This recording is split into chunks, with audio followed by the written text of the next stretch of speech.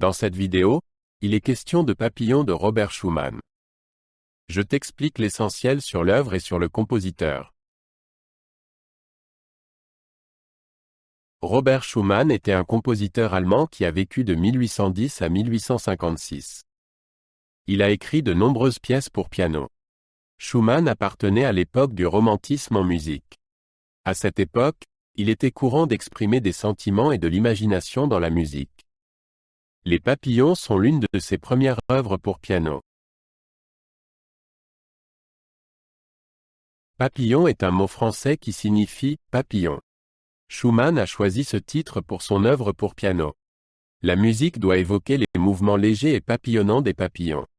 Le titre correspond également à l'ambiance de la musique, qui est très légère et enjouée. Schumann aimait donner des titres poétiques à ses morceaux. Schumann a composé les Papillons en 1831, il avait alors 21 ans. L'idée de la pièce lui est venue en lisant un roman. Le roman s'appelait « Flegeliare » et avait été écrit par Jean Paul.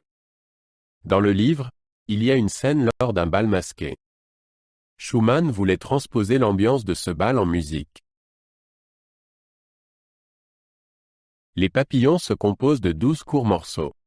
Chaque morceau a son propre caractère. Les morceaux sont conçus comme de petites danses. À la fin, il y a un final qui résume tous les morceaux. L'ensemble des pièces dure environ 15 minutes. Les morceaux sont reliés par un thème musical. La musique des Papillons est très vivante et variée. Schumann utilise de nombreux rythmes et mélodies différents. Il y a des parties rapides et joyeuses et des morceaux plus lents et plus calmes. La musique alterne souvent entre le fort et le faible. Schumann utilise tout le clavier, des notes graves aux notes aiguës.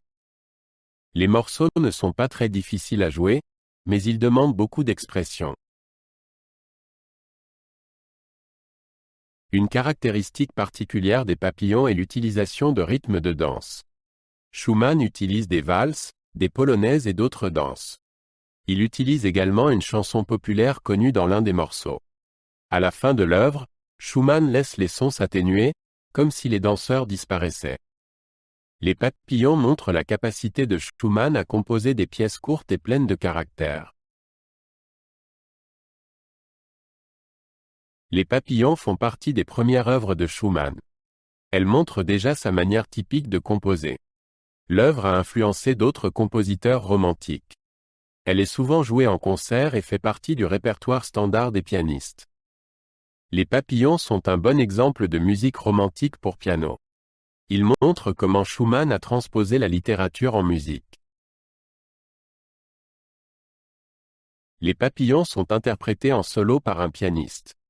Le pianiste doit être capable de bien représenter les différents caractères des morceaux.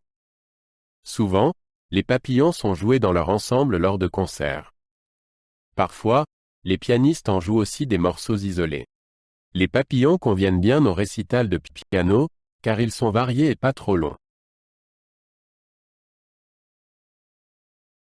Dans les cours de musique, les Papillons permettent d'apprendre beaucoup de choses sur la musique romantique. Les élèves peuvent reconnaître les différents rythmes de danse. Ils peuvent entendre comment Schumann raconte une histoire en musique. Les morceaux permettent d'expliquer ce qu'est un thème musical. Le lien entre la musique et la littérature peut également être illustré par cette œuvre. Certains des morceaux les plus simples peuvent être joués par les élèves eux-mêmes au piano.